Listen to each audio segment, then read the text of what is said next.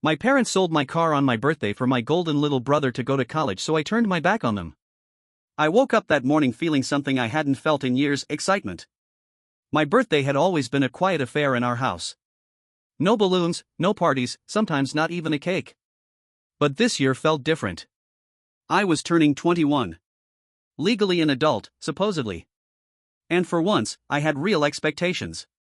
The sun was already pouring through the blinds when I sat up, rubbing sleep from my eyes. I glanced at my phone. Dozens of birthday messages lit up the screen. Friends from college, a few from high school, even my old manager from the campus bookstore. It was nice. But what I was really hoping for was the car. A year ago, I'd bought a used black Civic from a family friend with the money I'd saved working summers at the local hardware store. That car wasn't new or fancy, but it was mine. My freedom on four wheels. It had taken me on late-night food runs, weekend camping trips, and once out of town when I just needed to escape everything for a while. I loved that car more than anything I owned. But a few weeks before my birthday, Dad had casually mentioned they were thinking of getting me something better. He'd said it while flipping through the mail, not even looking up, but I'd latched onto that word, better. I started imagining things, maybe a newer model, maybe something sportier, maybe even something with Bluetooth. It seemed ridiculous, but I couldn't help it. For once, maybe they were actually going to show up for me. I threw on some clothes and made my way downstairs, expecting. I don't know. Keys on the kitchen counter? A big red bow on the driveway? But what greeted me was the clatter of dishes and the smell of burnt toast. "Morning," Mom said, not looking up from the pan. "Happy birthday." Dad sat at the table reading the news on his tablet.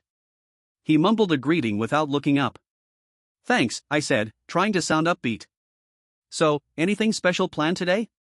Mom finally turned to look at me, brushing a strand of hair from her face. "Well, I made your favorite. Scrambled eggs with cheese. And after breakfast, maybe we can take a walk or something?" I blinked. "A walk?" "Yeah," she said, placing a plate in front of me. "Fresh air is good."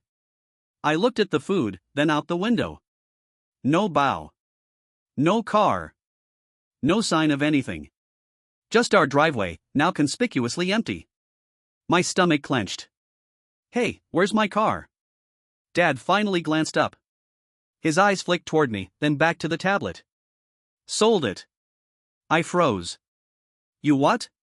"We sold it," he said again, this time more clearly. "A guy from Oak Ridge came and picked it up yesterday afternoon." "Why?" My voice came out louder than I expected. They both looked at me like I'd overreacted. Mom even gave a little sigh like, "Here we go again." "We needed the money," Dad said simply. "For what?" Mom glanced at Dad, then gave a small smile like she was proud. "For your brother's tuition. He got into Easton." The words hit me like a punch. Easton. Of course.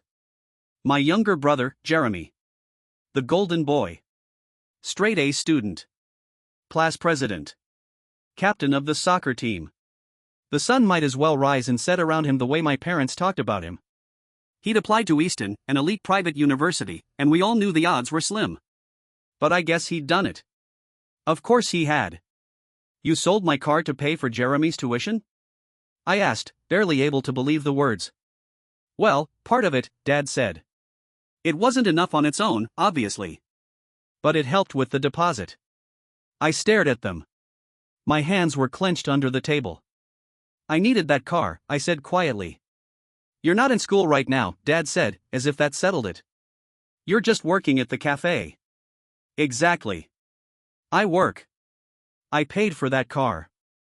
Mom stepped in quickly. "Honey, we know you worked hard, but you're living under our roof. We all help each other.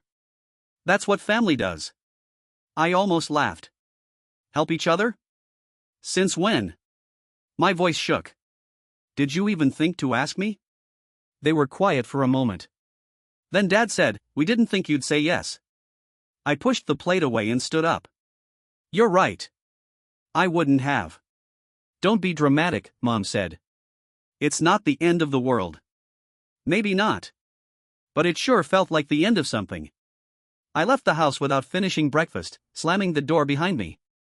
I walked, because I didn't have a car anymore, and kept walking until my legs ached. I didn't know where I was going, but anywhere was better than that house. Better than looking at their faces. How do you forgive something like that? How do you go back to normal when your own parents think so little of you that they can sell off something you own on your birthday without so much as a text? I didn't have the answer then. I still don't. But that was just the beginning. Because it turns out, when a family chooses a favorite, the damage doesn't stop with a single betrayal. It spreads. Quietly.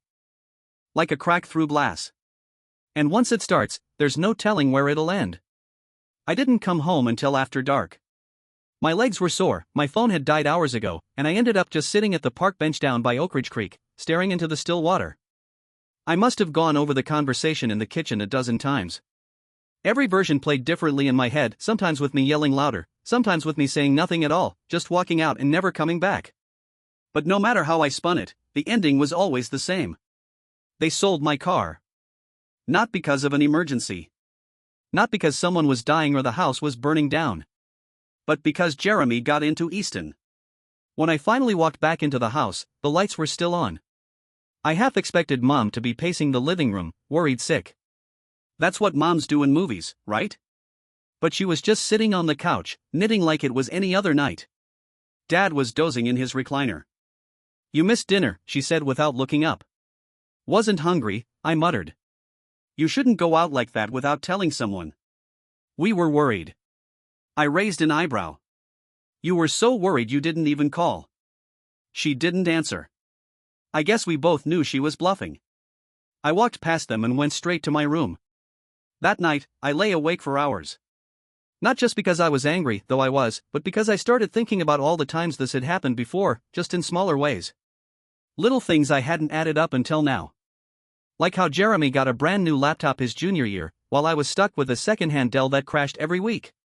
Or how they paid for his soccer trips out of state, while I had to save up for community college textbooks on my own. And now my car. I guess I always told myself they just couldn't afford to help me. But suddenly, it felt like they just didn't want to. The next morning, I got up before anyone else and took a long walk again. I didn't want to see them. I couldn't even look at the driveway without feeling sick. By noon, I was at work at the cafe, trying to keep my mind off things. I washed dishes, served espresso to regulars, made small talk with students who were prepping for finals. I liked the routine. It was the only place that felt like mine. No one there knew my parents. No one treated me like a second-string sibling. I was just me. But even there, I couldn't fully escape it. Around 4 p.m., Jeremy texted me. "Hey man. Just heard you gave up your car to help with Easton. That's seriously amazing. I owe you big time." I stared at the screen, rage bubbling up in my chest. I didn't give it up, I wanted to scream. It was taken. But I didn't reply. I shoved the phone in my pocket and went back to steaming milk, gripping the pitcher so hard my knuckles went white. A week passed. No one brought up the car again. It was like it had never existed. At dinner, they talked about Jeremy's dorm preferences and orientation dates. They argued about which bedding set he should take and whether or not to get a mini fridge. I stayed quiet. Then, one night, I snapped. We were sitting at the table. Jeremy had just finished telling some story about his scholarship interview, and Dad clapped him on the back like he was a war hero. "You've got a real shot at something great, son," he said, beaming. Jeremy grinned. "Couldn't have done it without you guys." Mom looked misty-eyed. "We're just proud of you." "All of us are." I stared at my plate. "Not all of us." They all looked at me like I'd spoken a foreign language. Dad frowned. "What's that supposed to mean?" I put my fork down. "It means I didn't agree to give up my car. It was stolen from me. And now I'm supposed to sit here and smile like that's okay?" Jeremy opened his mouth, but I held up a hand. Don't say thank you again like that makes it better. You knew. You knew they took it." He didn't deny it. Mom's voice was tight. "We're not going to have this conversation at the table." "Why not?" "Because it's uncomfortable? Because it's disrespectful." "To who?" "Jeremy?" I laughed. God forbid he doesn't have everything handed to him on a silver platter. "Enough." Dad's voice cracked like a whip. The table went silent. You're acting like a child, he said. I stood up slowly. Maybe that's how you see me. But I'm not. I worked for that car. I earned it. And you had no right. Dad's jaw tightened, but he didn't say anything. Jeremy looked down. Mom reached for her wine. I walked out again. Later that night, Jeremy came to my room. He knocked once, then let himself in, holding a plastic bag. I brought you some burgers. Figured you skipped dinner again. I didn't say anything. He set the bag on my desk and sat on the edge of the bed like he owned the place. I didn't know they were gonna sell it, he said quietly. Not until after. I finally looked at him. And you didn't think to say anything? He shrugged. What was I supposed to do? Tell them not to. Tell them it's wrong. Tell them no. He sighed. They don't listen to me like that. I laughed bitterly. They only listen to you. He looked hurt for a second. Then he said, I get it, okay? I do. And I'm sorry. I wanted to believe him. But his apology felt too easy. Too light. I nodded slowly. You're going to Easton. You'll get your dream. Just don't forget what it cost. He stood up. You really think I wanted this to happen? I didn't answer. And he didn't wait for one. In the following days, I started looking for a second job. I needed to save again, maybe not just for a new car, but for an escape. I didn't want to live under their roof anymore. I didn't want to be around people who made me feel invisible. But something else started to happen, too. I began hearing things. Whispers. Small comments from relatives. Snippets of conversations at family dinners or in passing. And the picture that started to form wasn't the one my parents had painted. They hadn't sold my car just because they needed the money. There was more to it. Something deeper. Something they were hiding. I don't know when exactly the doubt started to take root. Maybe it was when my aunt casually asked me at a Sunday gathering, so what are you going to do now that they used your car money for Jeremy's scholarship and the Easton fees? That phrasing stuck with me. And at the time, I just smiled and shrugged like I didn't know what she was talking about. But I started asking myself questions I hadn't dared consider before. If my car had only helped with the deposit, as Dad put it, then where had the rest come from? Did Jeremy even get a full scholarship? And if not, how much were they paying? I couldn't exactly demand to see receipts. But I did start asking around. Jeremy was still in the house, since his semester hadn't started yet. I knew I couldn't ask him directly. If he knew something, he'd cover for them. He always did. So I called my cousin Nate. Nate had gotten into Easton the year before Jeremy. He dropped out after one semester, but he still knew the lay of the land, costs, admissions, housing. When I asked how much tuition ran, his answer made my stomach twist. Easton? Dude, it's like 40-something grand a year. Unless you get a full ride, you're screwed. But they said Jeremy got a scholarship. Yeah, sure, he laughed. Everyone gets something. But unless he's Einstein, it's probably not enough to cover half. That place bleeds you dry. I thanked him and hung up. My mind was spinning. 40 grand. Even with aid, even with loans, my car was a fraction of that. Something wasn't adding up. And I couldn't stop thinking about it. So I started snooping. It was subtle at first. Casual glances at mail on the counter. Peeking at spreadsheets Mom had left open on her laptop. Listening carefully during conversations. And then one night, when they were out running errands, I did something I hadn't done in years. I went into their room. It felt wrong. But I was past the point of worrying about that. I was tired of being lied to. I found it in Dad's desk drawer. A folder labeled Education, Jeremy. Inside were tuition breakdowns, loan applications, and a letter from Easton. Not a scholarship letter. A rejection. My hands started shaking as I read it. Dated from 3 months ago. It thanked Jeremy for his application but informed him that due to limited space, he had been placed on a waitlist. And then another letter, one that arrived weeks later, saying he had been accepted for conditional admission, provided that full tuition be paid up front for the first year. There was no scholarship. No award. Nothing but a giant bill. And a payment confirmation form, dated the same day they sold my car. I sat on the edge of their bed, staring at the papers like they were evidence in a trial. My heart pounded in my ears. They hadn't helped Jeremy chase a dream. They'd bought him a second chance. The next day, I confronted them. I waited until we were all in the same room, Dad in his recliner, Mom at the table, Jeremy on the couch scrolling his phone. I dropped the folder in the middle of the coffee table. Explain this. The room froze. Dad looked at the folder, then up at me. Where did you get that? It was in your drawer, I said flatly. Under a pile of old receipts.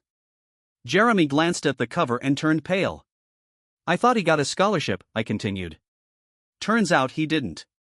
Turns out he didn't even get in, not right away. Mom opened her mouth, but I cut her off. You lied, I said. You didn't just sell my car to help with his tuition. You did it to buy him into Easton. It wasn't like that, Dad said quickly. You don't understand how competitive. No. I understand exactly what happened. You threw everything you had at getting him into that school. Even if it meant screwing me over in the process. Jeremy stood up. Look, I didn't ask them to do that. But you let them, I snapped. You let them sell my car. You let them lie to me. You sat at that dinner table and smiled while they told me I should be proud. Mom stepped in, her voice trembling. We just wanted him to have a chance. And what about me? I asked. Did I not deserve one? The silence was suffocating. Finally, Dad said, you dropped out of college. You're working at a coffee shop. We didn't think you'd. Wouldn't what? I asked, my voice rising. Wouldn't do anything worth investing in? He didn't answer. Jeremy always had a future, Mom said quietly. You were still figuring things out. I was figuring things out, I echoed, because no one gave me the chance to do anything else. They didn't deny it. That was the worst part. That night, I packed a bag. Jeremy tried to talk to me again. Said he hadn't known the full truth. Said he'd thought the money was just a loan. Said he'd pay me back once he graduated. I didn't believe him. Maybe he meant it. Maybe he didn't. It didn't matter anymore. I moved in with a friend from work for a while. Cramped apartment, shared bathroom, barely any privacy, but for the first time in a long time, I felt free. And I didn't speak to my parents for nearly 4 months. But the story didn't end there. Because what happens when the golden child finally gets what he wants, but can't live up to the shine? And what happens when the one you underestimated walks away, but starts to build something of their own? That's when everything changes. 4 months. That's how long it took before they reached out. Not a call. Not even a text. It started with an email from Mom. Subject, checking in. Hey sweetheart, I know things have been difficult. Just wanted to say we miss you and hope you're doing okay. Jeremy's been asking about you. Maybe we could talk sometime? Love, Mom. I didn't respond. By then, I was working 2 jobs. Still at the cafe during the day, and delivering for a catering company on nights and weekends. It wasn't glamorous, but I was pulling in enough to get by and enough to start saving again. I'd even found an old Camry for cheap. Nothing special, but reliable. Mine. Funny thing happens when you start building your own life with no help, you become really good at trusting your gut. And my gut said, don't go back. Not yet. But Jeremy kept trying. He called once, left a message. Then another. Then one day, he showed up at the cafe.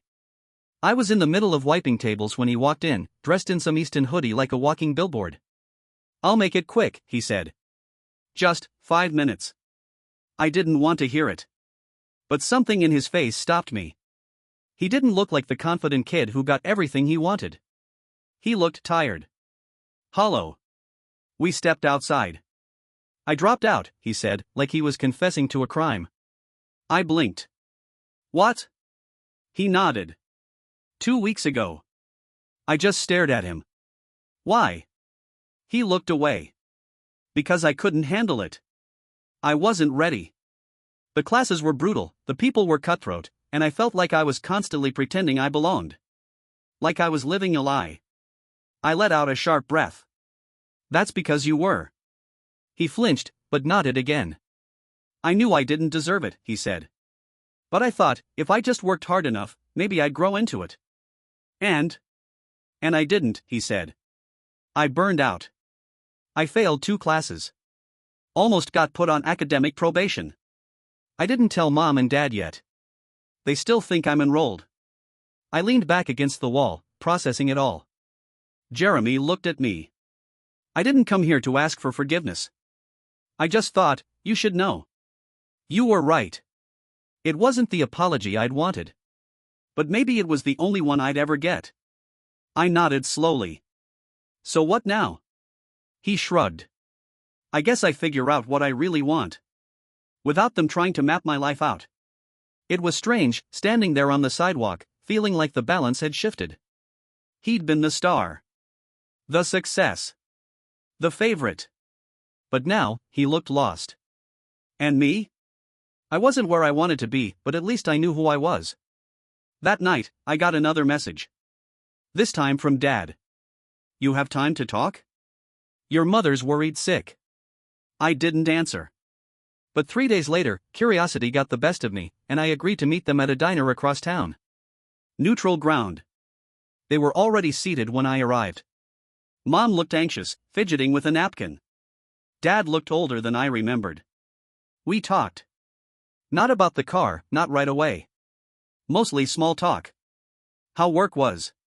If I was okay. They danced around the big stuff like the air would break if they breathed too hard. Finally, I said it. You were wrong to sell my car. Silence. Then Mom's eyes welled up. We know, she whispered. Dad looked at me. I was trying to give him a future. And you took mine, I said.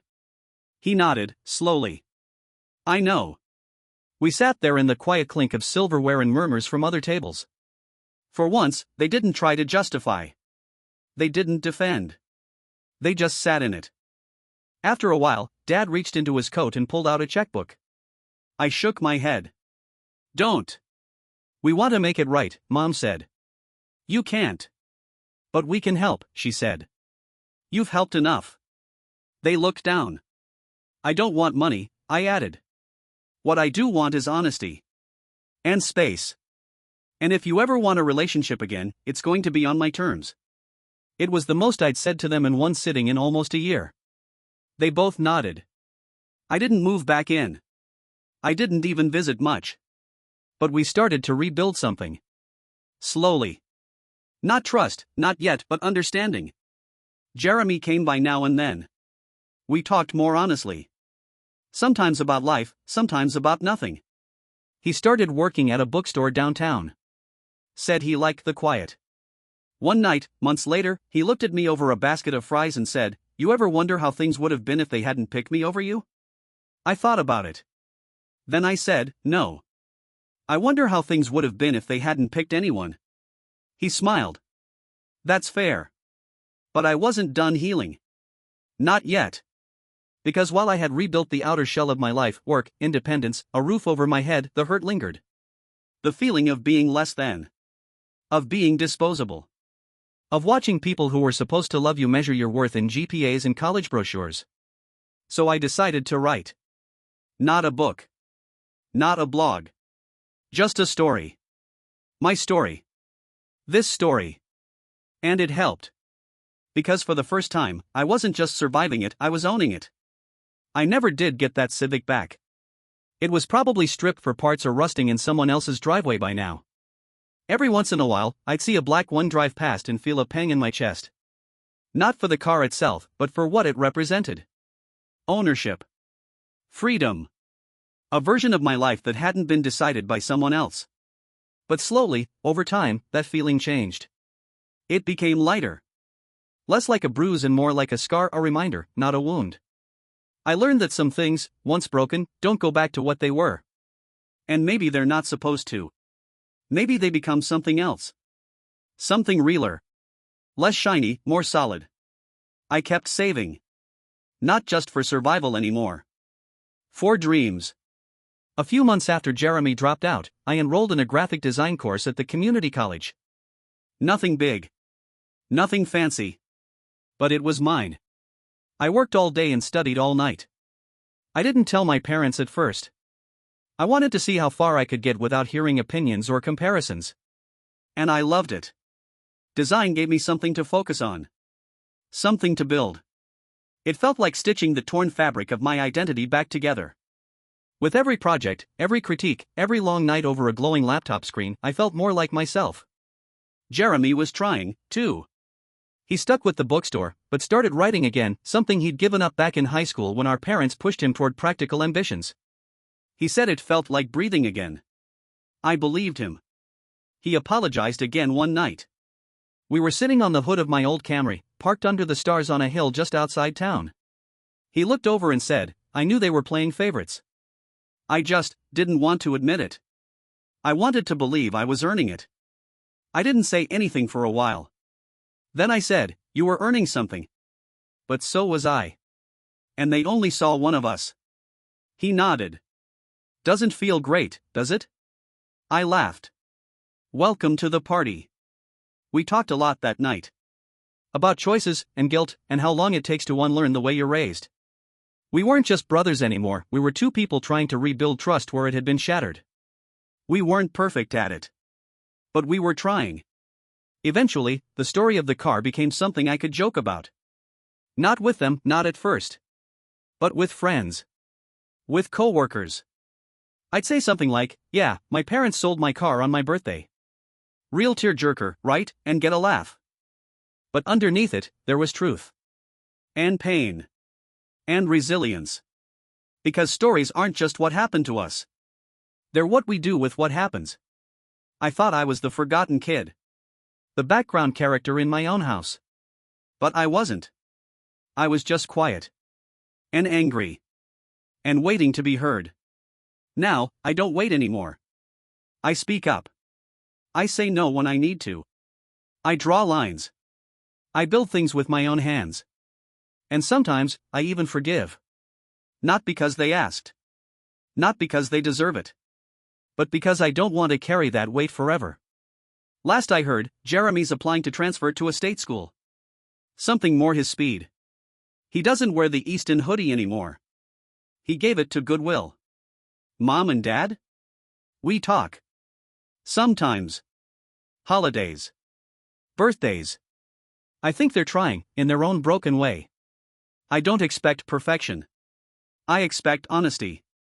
And distance. It helps. The other day, Mom said, "You've changed." I told her, no. I just stopped hiding. So if you're reading this, if you're the sibling who got passed over, the one whose effort never made headlines, the one who kept your head down while others were celebrated, know this. You're not invisible. Your value isn't measured by what they see in you. It's measured by what you keep doing, even when no one is watching. It's in the things you build when no one helps you. In the way you keep showing up for yourself. They took my car. But they couldn't take my drive. And that's what got me here. Thank you for watching the video, like it if you watched the video to the end and don't forget to subscribe. Have a nice day.